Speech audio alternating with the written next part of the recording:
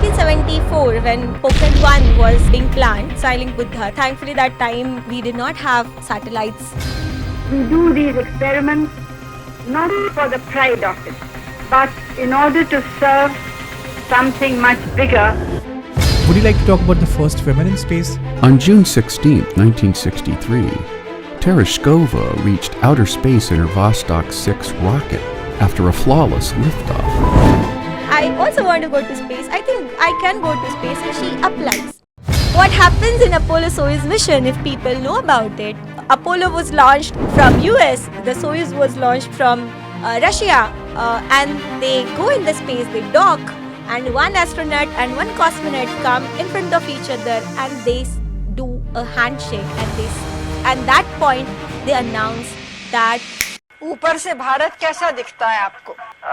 जी मैं बगैर किसी झिझक के कह सकता हूँ कि सारे जहां से अच्छा।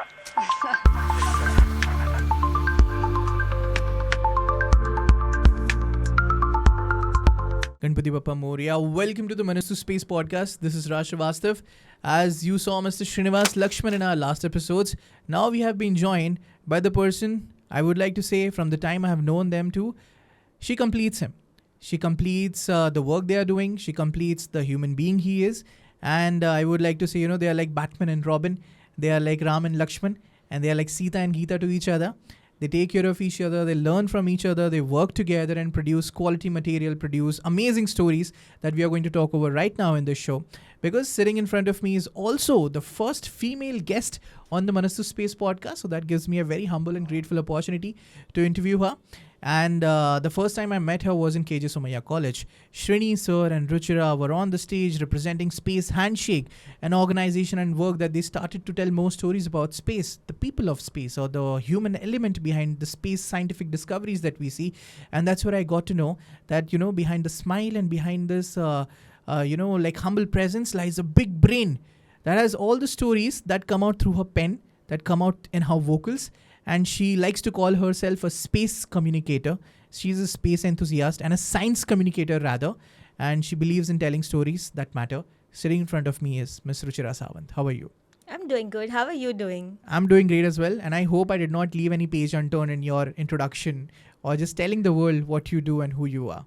Thank you so much for that kind introduction. Lovely. Pleasure. What's happening, Ruchira, these days? A lot of things.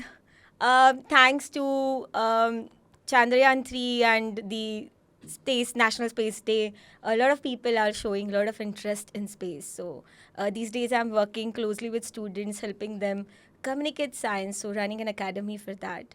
And besides that, I am writing and a lot of other things are going on. So yeah. All right. I would want to understand, and I would want everyone to understand, what do you do exactly? And your association with the word science and space, nuclear, atomic, which you said, are closer to your hearts. These are your fortes that you love to write and talk about the most. How would you explain that to current 10-year-old Ruchira, who did not have any, I would say, even ounce of an idea that this is what she's going to dedicate her life towards? That's a very interesting question. I would say I do multiple things. I tell stories. I tell stories of people. I tell stories of people of science. I tell stories of science, technology, and innovation and invention. I help children to understand science better. I help them to innovate better. I help educators to educate students better about science and innovation. I help institutions to set up a sustainable environment for science education. So yeah, that's what I do. Yeah, and I think that's what is setting the most firm backbone or the strata of society, the structure of society, as we can say, the base, because as everyone sees that, education, it is the biggest weapon. It is your biggest shield at the same time. So that's what you're contributing. And kids, I believe, are a major part of it, because you want to, get that impressionable mind at a very formative age of their growth, all the right education around them about science, about space, about, just being in general. So what got you into this? And how old were you when you first started, contributing towards this wonderful initiative, I would say? So I got into this accidentally. I was in school when I started reading about space. I have been grown up in a family where, you know, there is like a bookshelf and there are a lot of books around. There are all newspapers coming home. You are sitting and reading newspapers every day in the morning and discussing them over a dinner or lunch with the family. Wow. So, for me, reading was something which came to me naturally, right? When I started going to school, I already knew how to write and read. So every day my parents used to give me one storybook so that I can go sit in the school and read that storybook and I will not disturb my teacher. So that became habit. Then when I was in my 6th grade, I read one book called Totto-chan. I'm What? not sure if you have heard about it. Nope. The book called Totto-chan, Girl Totto-chan. in the Window. Okay, so this book is by one Japanese actress called Tetsuki Kureyanagi, and she has written this story of her own experimental school from Japan. And when I read that book, in one night, I started hating my school. I don't use word hate usually, but that was the feeling that time. I was like, in the school, students are doing everything that they want. The guy who loves like, you know, doing experiments is always in the lab. And in my school, I visit lab only if I get selected in Homi Baba competition or if I'm in 10th grade, right? So I was like, I want to go to lab every day because I read science. I read my first science book when I was in 3rd grade. It was a biography of George Washington Carver by Veena Gavankar. Obviously, it was in Marathi. I was in a Marathi medium school. Then in 5th grade, I read Dr. APJ Abdul Kalam's Wings of Fire. And that was a competition. That was a year when Dr. Kalam retired as a president of the country. And then for every allocation competition, there was only one subject, right? Who is your favorite president? Talk about him. So my mom used to write essays for me because I used to hate writing. I mean, you should never say never, and I'm a great example of that. So I always said that I will never ever write in my life, right? So I told my mom, she used to write articles or all the essays, all the monoacts for me, and the arrangement was such that she would give all the reference books to me. I have to read all the references, and then only I will get the ready-made paper. Okay, so she referred to around 10-15 books and she asked me to read all of them. And after reading all those books, I was like, wow, this is something really interesting. This is all about space, right? And that's where I started knowing about space. Okay. Then there was this one newspaper, Samna, where they had one supplement on Sunday, which is Utsav. And in that supplement on the last page, I still remember these people, Aditya Wagmare and Parag Purohit. So Aditya Wagmare used to write about defense, all the nuclear things, and Parag Purohit used to write about space and ISRO particularly. I used to read all of this in Marathi. And that's where the girl in me, you know, the curious girl in me got that information and all the access to this domain. So I think I know the importance of the newspapers in your life when you do not have access to other knowledge, other mediums.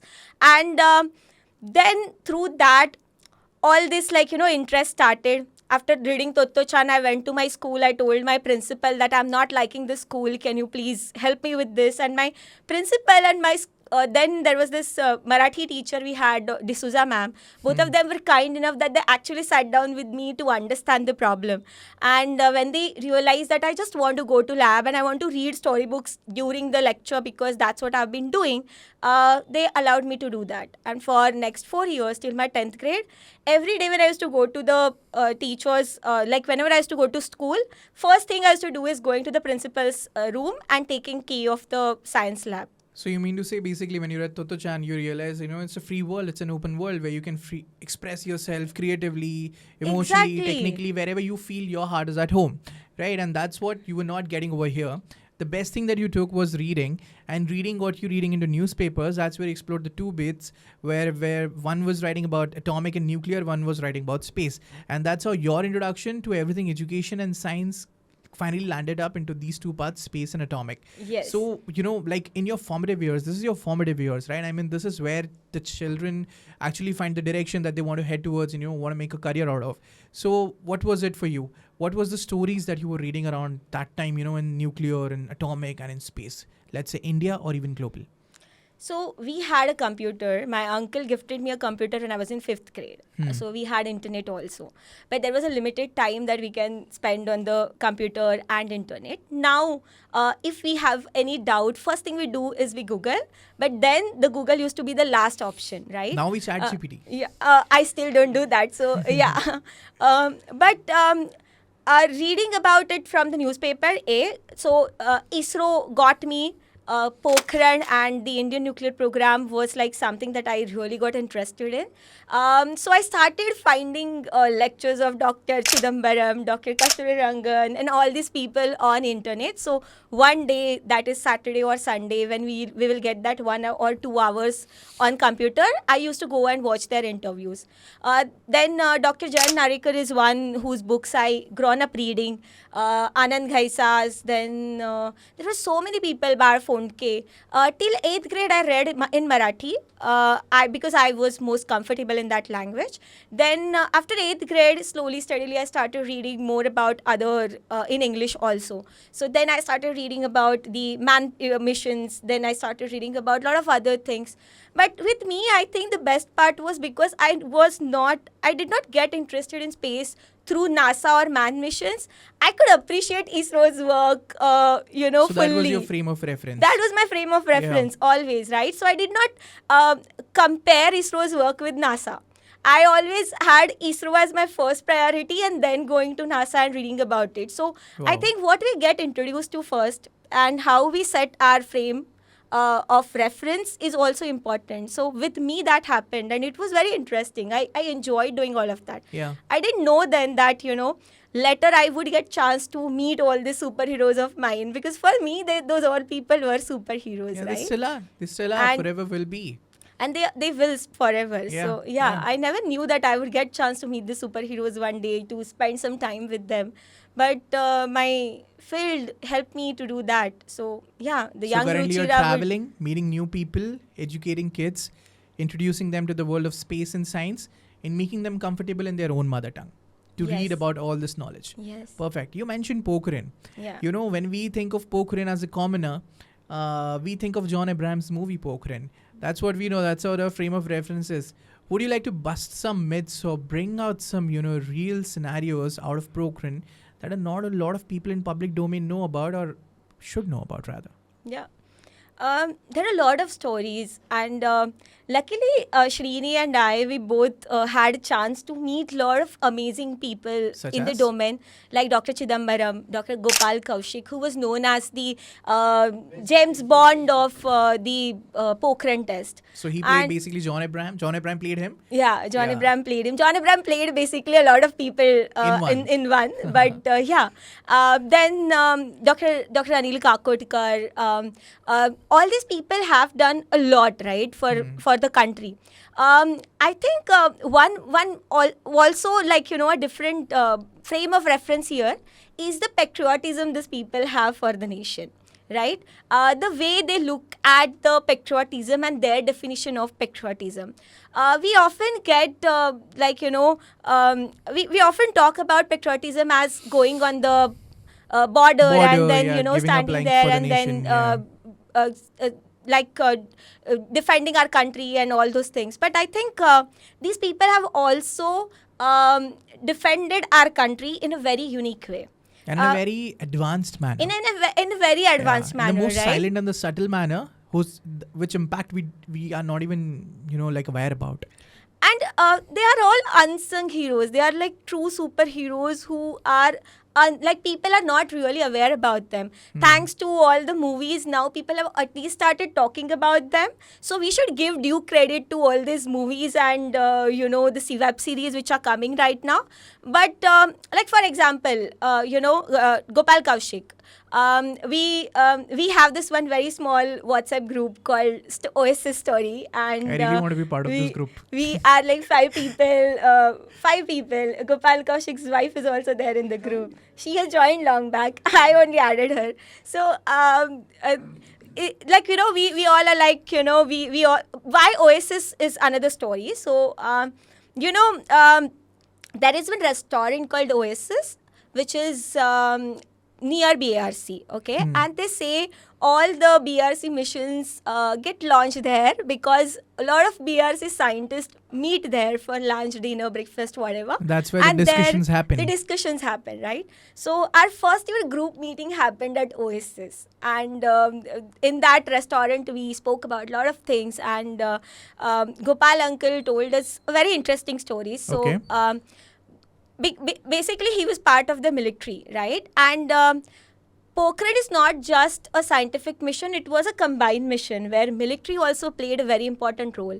And after Pokhran 2, we spoke a lot about BARC, and the scientists there, they did get their credit, but I think military also should get that credit. And so when they planned Pokhran 2, and when they started, all this, all these scientists started going there. Few months prior, Gopal uncle came to know that they have to create shafts for the test. And only 3 people knew what are they doing. Who are the other 2 people? One is his boss, and another person who was working closely with him. Okay. Okay, only 3 people knew about this, and no one else knew why are they doing this, what are they actually doing. And he had to create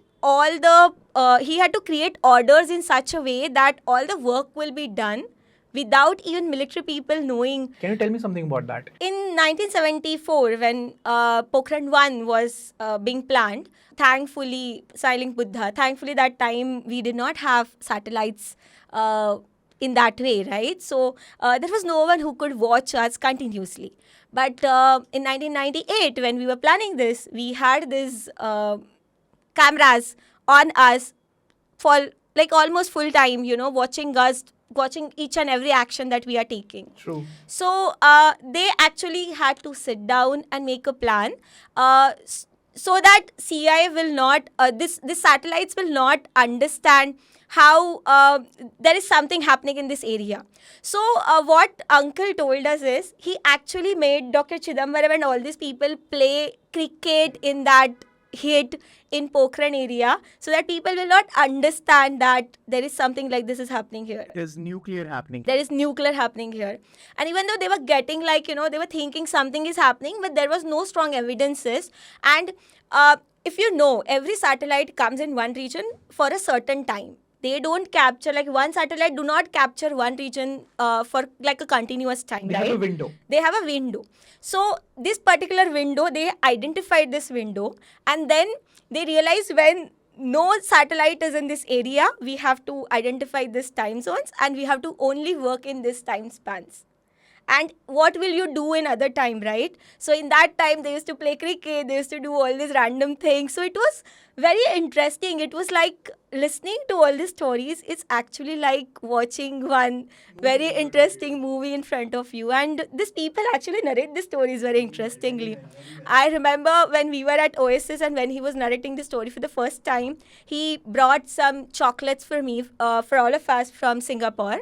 And there were few paints there. There was a book there, and there were glasses and there were plates. He actually used all those things as a material and prompts, and he created the entire shaft and the entire site in front of us.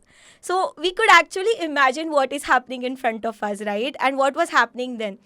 There is another very interesting story. After 1998, when everyone started talking about it, and CI told us that they will be coming after all our people. There was one meeting of DAE at Colaba, and after that, all these stars of Pokhran 2, Dr. Chidambaram, Kalam, Kakadkar, and all of them, they all were supposed to go for a lunch. Okay. Oh, where? And this is the story, right? So they are like, we are hungry and we have to go and eat somewhere. But they cannot go anywhere because now there are bodyguards and their security is at stake. To protect them. So they were told that they can go to certain places, and there is a restaurant called Samrat in Churchgate. It was selected. Why? Because they had 100 plus dishes on their menu card. It was one of the top restaurants then, right? Now all these people go to Samrat. Before that, the people at Samrat receive a call that, all these people are coming, and they decide that we want to make sure that whatever they ask for, they will get, right? So they prepare for every dish on their menu card. All these people go, they sit down at the one of the benches in the ground floor, right? Yeah, and the ground floor, and without even looking at the menu card, they ordered curd rice. And the horror, Samrat did not have curd rice on their menu card. So Samrat people prepared curd rice for them. They offered it to them, and in their honor, they added curd rice to their menu Wow, card after beautiful. that. And no one knows this story, right? So whenever my friends from overseas, or not, like, who, if they are not from Mumbai and they come down, I take them to Samrat to have a curd rice and tell them the story sitting on the same table where all these people sat down. I think there are so many places like this in Mumbai. Like, there is a Kenilworth building where Homi Bhabha's museum was supposed to be there. They started it and they closed it in the same day, right? Why? They closed it because the DAE and Kenilworth building, both of them did not agree on terms who will pay the bill for the electricity and everything. So Kenilworth is a building where Dr. Bhabha used to stay, right? So that because of that, they created a nice museum of Bhabha there. So there are a lot of places like this in Mumbai, and most of us don't know about it. There are a lot of people who played this role in our nation's security. We don't know about them. Now we talk about Sindoor a lot. We talk about, when all these things are happening globally, we are talking about our nuclear policies. All these scientists have played a very significant role And I think in because our... of their efforts back then, we are able to, convert this bigger picture right now today Yes. in a much more fruitful and a more positive manner without zero error rate is what I would like to say. Because none, even a single of their bombs or whatever they were deploying, got it got intercepted, all of them. Let me talk about, since you're here and you like to tell stories about space, would you like to talk about the first women in space? Because I heard you talking about her, from the dais in KG Sumaya. Let's talk about her. Valentina Tereshkova. Yeah. So she was 26 and when she went to the space, right? And before that, when people were they used to select people to go to space, usually they were from the military background, or they were from the defense background, who are trained enough in certain ways, right? Or usually from the Air Force background. But she was not any of those. Right, and I think there is one very interesting thing about her. When I was reading more about her, I discovered that her father was she lost her father in World War II. Okay, and we talk about so look at the connection here, right? We talk about the space program as the product of the World War II, right? We talk about it as we consider it, and for her, Yuri Gagarin was a hero. This young girl working in one mine Then reads, USSR. yeah, and reads about him, and she's like, I want to do something like this. I also want to go to space. I think I can go to space, and she applies. She gets selected, but you know why she got selected as to become the first woman in the space? Because even though she was not from the military background, or she did not have that different kind of The official training. official training, she used to do parachute jumping, and the kind of number of parachute jumps she had already done, because of that one thing. And when you come back, if you come back, you have to jump from the parachute, right? So for that, this particular training can be useful, and that was the one reason when she got selected. And after she got selected, after she went to the space and she came back, there was another Valentina from the similar background wrote one very interesting letter to her. Okay, Valentina to Valentina. Valentina to Valentina. And I came across that letter, very heartfelt letter, where, how one girl from nowhere becomes the hero or heroine for girls around her You and around the inspire, globe, yeah. right? You inspire. And Now, cut to, she becomes like the ambassador for peace. She goes around Okay, so this in the Valentina was American. yeah. So after a few years, this new girl from the same background, from a humble background, reads about her and writes her a very heartwarming letter. And cut to this Valentina Tereshkova, the first woman in this space, now goes around the world talking about the peace through space, right? So I always say this, right? It's in your nature. It's about how you look at the things. Even though she lost her father in World War II, she's not preaching the World War, or she's not preaching war. She's preaching peace. And she's using space as a medium to preach it. And now there is another story which I experienced firsthand about this Valentina. I created one very small video talking about Valentina Tereshkova in Marathi, and I posted that video on my social media platform without even knowing or expecting how people are going to respond to it. And few days later, in my inbox, I received a picture of one young girl wearing a helmet. And then there is one audio note along with that where she's saying that, hey, I am in Marathi, she's saying, hey, I'm Valentina Tereshkova for today, and I'm going to be the next Valentina Tereshkova of my domain. And then her mother sends me a message saying, can we come on a call, and I want to talk to you. And when I spoke to her, she told me that that day her father forgot his helmet at the bench, and this girl wore that. She is 5-year-old, and she's wearing it and going around home saying, I'm Valentina Tereshkova. No one at her home knows who Valentina Tereshkova is. So they ask her, who is this lady? And then she'd ask them, don't you know she's the first woman in space, and I want to be the first person in my domain, if not space. And later she also participate in fancy dress, becoming the Valentina Tereshkova.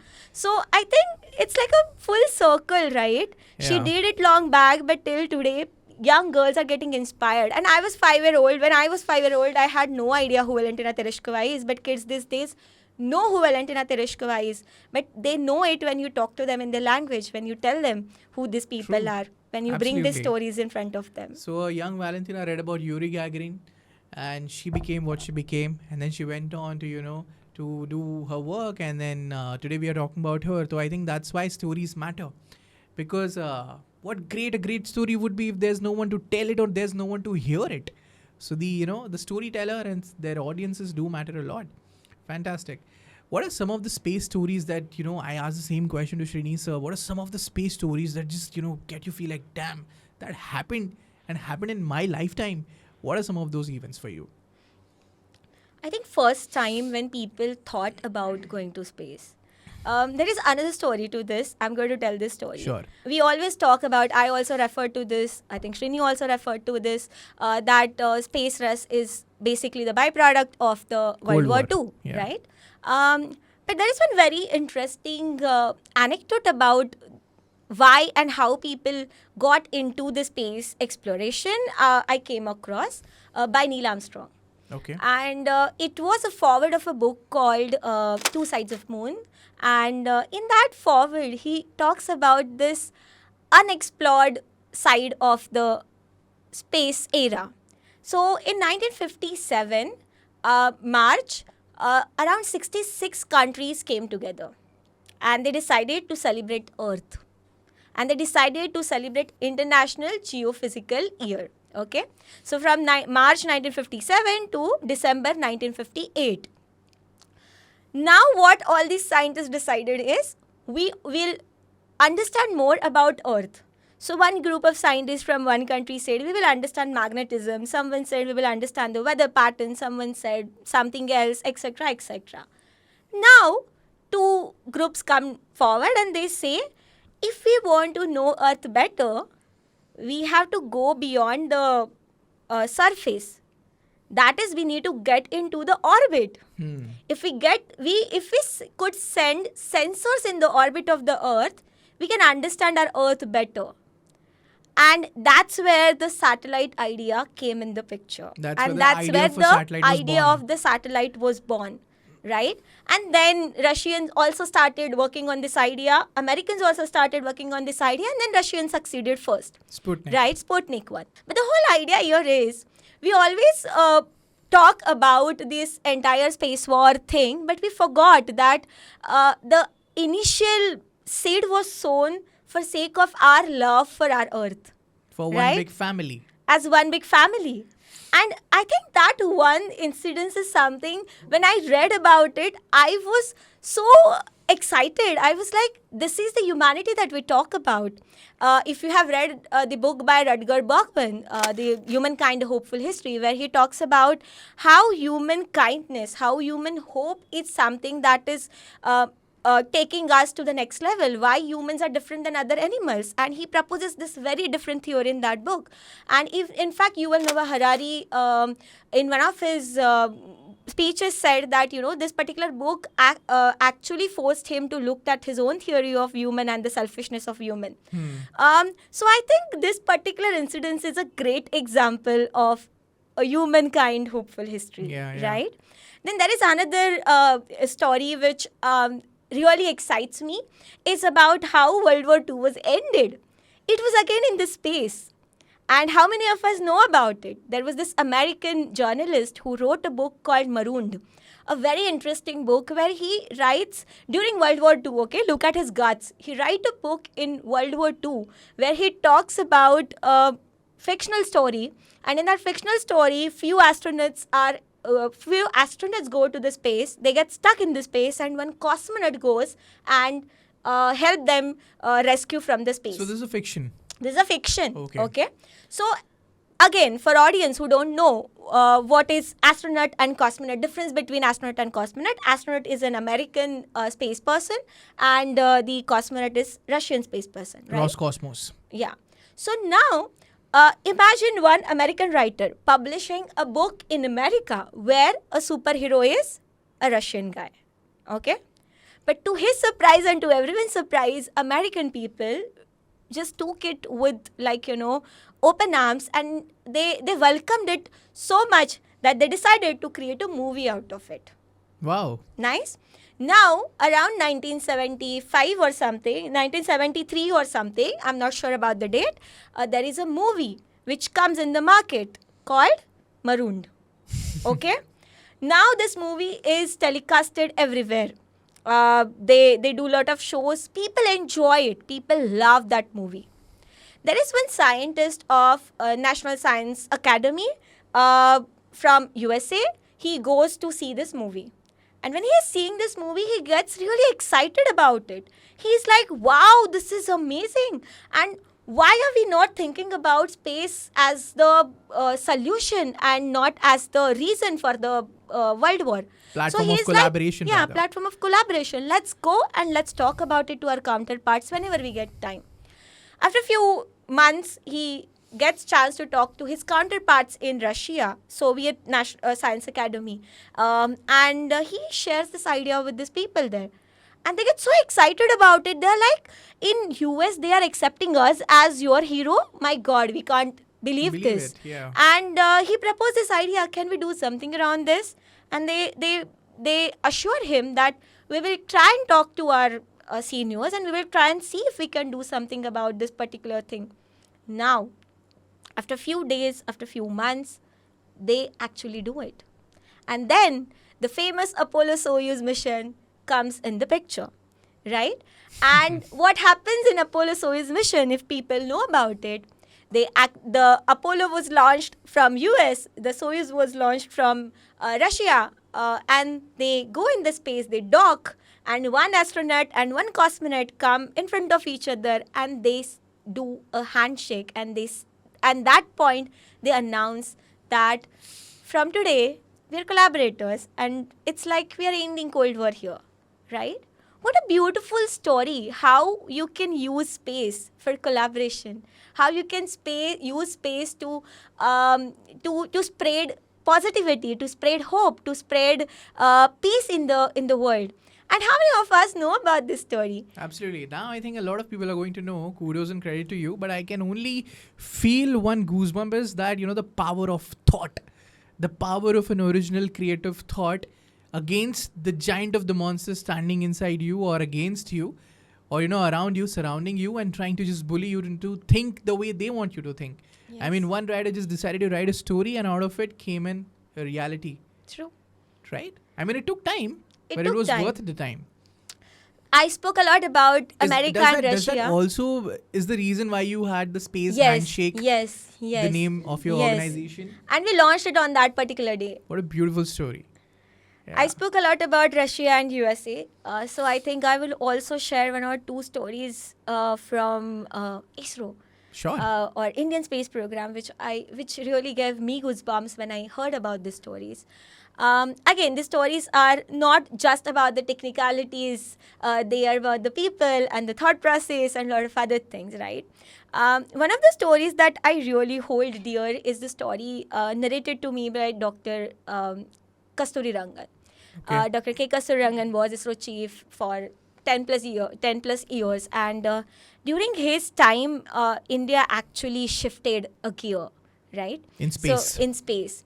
Previously, when we started ISRO, so I always tell all the young people whom I meet, because now everyone is interested in space, everyone wants to join space and do something in the domain. I always Or at tell least them learn that about it, yeah? Like we just want to should- be, yeah. we should know the vision, why and how we started what we are doing, right? And it's not just about ISRO, but it is about all the space organizations, how every space program came in existence and how it is different from each other. And then when you look at your program, you understand how and why the direction is the way The way it it is, is, yeah. right? So we are so blessed that we could spend our first National Space Day with the man himself, Dr. Rangan, in Bangalore.